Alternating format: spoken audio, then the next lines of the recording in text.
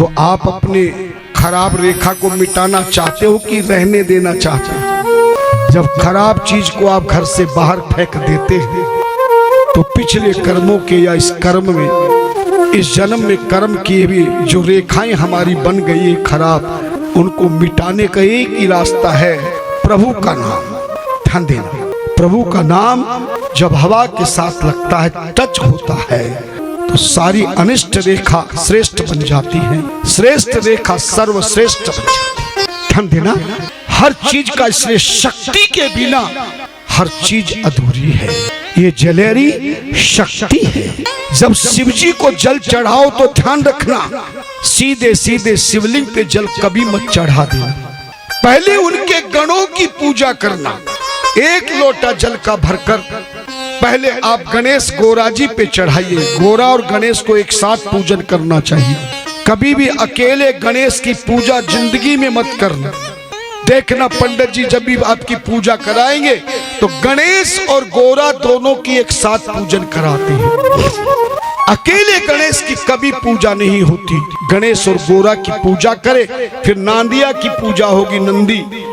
ये जो बैल की सवारी है इसको नंदी कहते हैं, और जो गण है उसको नंदिकेश्वर कहते हैं, नांदिया नंदी कहते हैं, बैल को नादिया कहते हैं। नंदी और नादिया दोनों में अंतर है, पर हम तो बैल रूपी को ही रोजाना नंदी नंदी नंदी करते रहते हैं, क्योंकि तुम्हें किसी ने बताया नहीं। और हमारे यहाँ हिंदुओं में एक चाल है, जो एक बार कुछ बोल पड़े तो उसी के पीछे रगड़ा भेड़ा चाल में चले जाते, कभी नहीं पूछते कि सही है कि गलत है। जो बैल रूप भगवान के पास है, जिसकी पूजा करते, उसका सही नाम क्या है? जोर से बोलो, नांदिया। और जो गण है सबसे बड़ा, उसको नंदी कहते हैं, नंदिकेश्वर। नंदी की पूजा करे। कार्तिक की मूर्ति तो कार्तिक को जल चढ़ाएं, चंदन लगाए सब मूर्तियों को। अंतिम में 4-5 गण शिव जी के जलेरी के बीच में रहते हैं, जहां गुलाई जलेरी की होकर के एक नाली जैसी बनना जहां से शुरू होती है, उसके बीच में भगवान शिव के अनेक गण रहते हैं। तो 5 बार जल डाल के, 5 बार चंदन लगा के, पुष्प चढ़ा के, कीर्तिमुख, वीरभद्र, कुबेर आदि आदि करते हैं। बाद में जो है जो नाग देवता है उसको जल चढ़ाएं, चंदन लगाए, पुष्प चढ़ाएं। और शिवलिंग से पहले इन देवताओं गणों की पूजा करने के बाद पहले जलेरी की पूजा करें। जलेरी में 3 देवियां हैं, उनको 3 बार जल चढ़ाए, 3 बार चंदन लगाए, 3 बार अक्षत चढ़ाए, 3 बार पुष्प चढ़ाए। इस तरह जब सारे गण और जलेरी की पूजा हो जाए, उसके बाद जितना जल बचा या और भर लो। अखंड जल धारा कितने हाथों से करना है? 2 हाथों से। मगर जल चढ़ाते समय किसी भी देवताओं का 2 हाथ लग जाए तो क्या नहीं लगाना है? अंगूठा। अंगूठा, एक नहीं, दोनों अंगूठे। कमरे अंगूठा लगाने में क्या होता है? एक काम करो, एक हमारे खाली स्टाम्प पर तुम अपना अंगूठा लगा दो, बस बाकी काम हम कर लेंगे। आधार कार्ड भी बनाता है गवर्नमेंट ने, अंगूठे को बहुत बड़ा सम्मान दिया है। अंगूठा लगते ही तुम्हारी पहचान होती कि तुम ही हो, दूसरा कोई नहीं। याद रखना, अंगूठे को कहां नहीं लगाना चाहिए? 2 हाथों से पूजा के किसी भी पात्र को पकड़ते हुए, सामग्री को पकड़ते हुए, भोजन आदि की सामग्री को पकड़ते हुए, इस तरह से आप पूजन करें। और इस तरह जलेरी। अब केवल इतनी सी बात ध्यान रखना, हमारे यहाँ 5 प्रकार के शिवलिंग हैं। कितने प्रकार के हैं? 5 प्रकार। 5 प्रकार के शिवलिंग शिव पुराण ने बताए हैं। और इन 5 प्रकार के शिवलिंग आपको कई जगह पर आपको मिल सकते हैं। पहले शिवलिंग का नाम है स्वयंभू शिवलिंग। दूसरे शिवलिंग का नाम है बिंदु शिवलिंग। तीसरे शिवलिंग का नाम है प्रतिष्ठित शिवलिंग। चौथे शिवलिंग का नाम है चर शिवलिंग। और 5वें शिवलिंग का नाम है गुरु शिवलिंग। ध्यान देना, पहला शिवलिंग जिसका नाम स्वयंभू शिवलिंग है। अगर आप हिंदी पढ़े हो तो स्वयंभू का अर्थ आपको अपने आप पता लग जाएगा, यानी जो अपने आप पैदा प्रकट हुआ है। कई बार जमीन खोदते समय, मकान की नींव खोदते समय, खेत में हल जोतते समय सुना होगा कि कई शिवलिंग, कई मूर्तियां जमीन में से हमें मिल जाती हैं और उन मूर्तियों को मंदिर बनाकर फिर हम आप उनकी पूजा करना प्रारंभ करते हैं। जिस शिवलिंग को किसी कारीगर ने नहीं बनाया, हमने खरीदा नहीं, जमीन में से अपने आप जो शिवलिंग निकलता है, ऐसे शिवलिंग को स्वयंभू शिवलिंग कहते हैं। कई बार तीर्थों में जाओगे, अगर लिखा हो कि स्वयंभू शिवलिंग, तो हमारी कथा को याद कर लेना, ये शिवलिंग भूमि में से अपने आप निकला है। क्योंकि हजारों लाखों साल पहले किसी ने शिवलिंग बनाया होगा, पूजन किया होगा, प्रलय आ गया, भूकंप आ गया, वो जमीन में चला गया। जो अपने आप हमें शिवलिंग प्रकट होता है उसे स्वयंभू शिवलिंग कहते हैं। दूसरा बिंदु शिवलिंग। बिंदु शिवलिंग का जो अर्थ है, जो सोने, चांदी, पीतल, तांबा, कांसी या कागज के ऊपर शिवलिंग की तस्वीर बनी हो, शिवलिंग का यंत्र बना हो, किसी कारीगर के द्वारा बनाया हुआ हो, रंगोली से शिवलिंग बना हुआ हो, या आप अपने कैमरे में किसी शिवलिंग की फोटो को खींचकर अगर आप उसको घर में लगाते हैं तो शिवलिंग की जो तस्वीर है, चाहे वो कैमरे से बनी हो, चाहे हाथों से बनी हो, रंगीन चावलों से बनी हो, रंगोली से बनी हो, या कागज पर पेन आदि से हमने शिवलिंग की जो मूर्ति बनाई, ऐसे अर्थात शिवलिंग के चित्र को जो किसी भी प्रकार से बना हुआ है, ऐसे शिवलिंग को बिंदु शिवलिंग कहते हैं। जय हो। आपकी समझ में तो आ रहा ना हमारी भाषा? याद रहेगा कि भूल जाओगे? क्योंकि तुम रिफाइंड खाते हो और मुझे तो बिना खरीदे खूब बढ़िया देसी घी मिलता है। अगर तुम्हें भी खाना हो तो हमारी पार्टी में शामिल हो जाओ।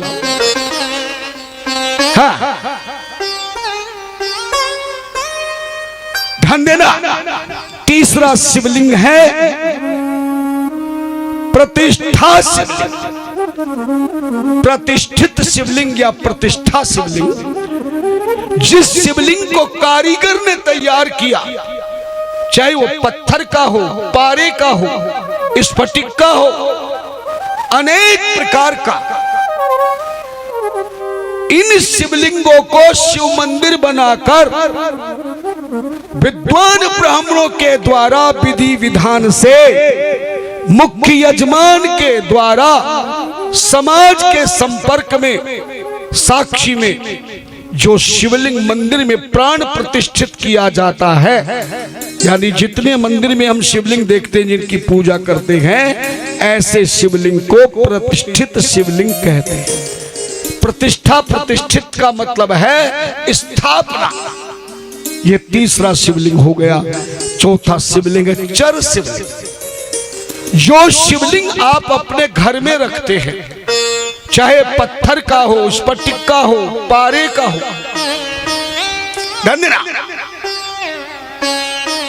पार्थिव शिवलिंग हो, मिट्टी का बनाया हुआ शिवलिंग हो, जो शिवलिंग एक जगह से उठा के दूसरी जगह रखकर हम पूजा कर सके, जिस शिवलिंग को रोजाना उठाकर साफ कर सके, जिस शिवलिंग की हम पूजा करें, वो शिवलिंग हम और दूसरी जगह भी रख सके, यानी एक जगह से दूसरी जगह चलने वाला, चरमानी चलने वाला, ऐसे शिवलिंग को चर शिवलिंग कहते हैं।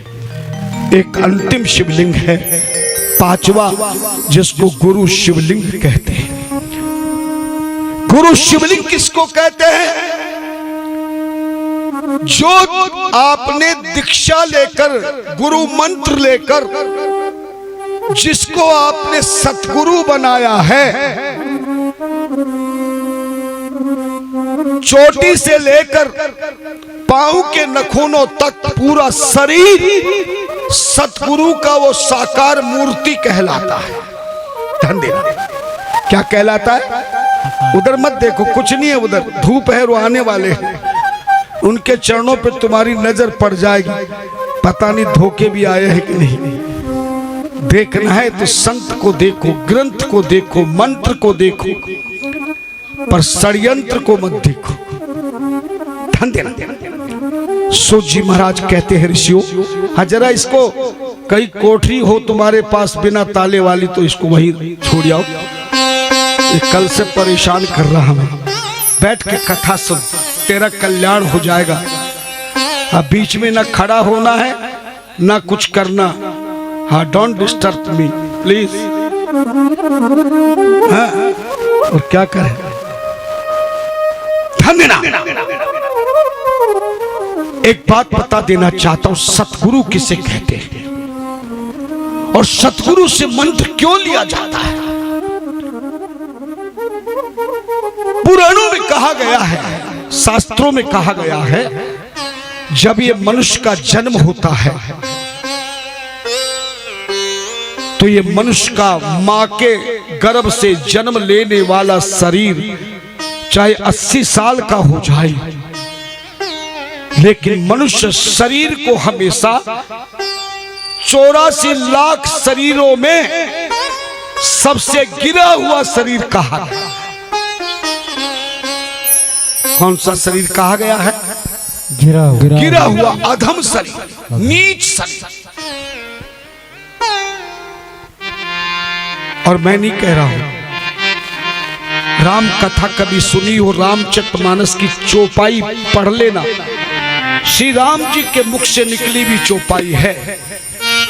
क्षिति जल पावक गगन समीरा, पंच रचित यह अधम शरीर। बाली को मारने के बाद बाली की पत्नी तारा को उपदेश देते हुए श्री राम ने कहा था, जिसके लिए तू रो रही है। क्षिति कहते पृथ्वी को, क्षिति जल, जल कहते पानी को, क्षिति जल पावक, पावक कहते अग्नि को, गगन कहते आकाश को, समीर कहते हवा को। पृथ्वी, आकाश, जल, अग्नि और हवा से 5 तत्वों से मनुष्य का शरीर बना है और ये शरीर अधम है, गिरा। जिसको हाथ लगा दो तो पवित्र हो जाए, है ना?